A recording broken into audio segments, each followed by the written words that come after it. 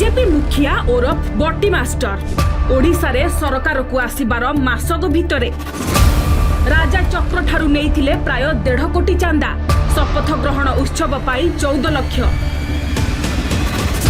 Account रे 1 कोटी 3 लाख चेला चामुंडा मानकू 15 लाख किंतु बारंबार बटी देबाकू मना करिबारु राजा चक्र एबे जेल रे।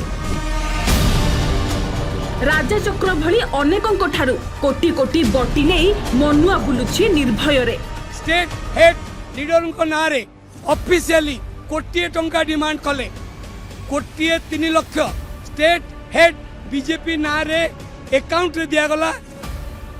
चांदा नहीं नहीं चंदा बीजेपी सरकार रे मनुआर चलीछि बढ़िया धंदा। गुरुजी तमर साहस अछि कि चंदा मनुआ को बांधी पारिबो।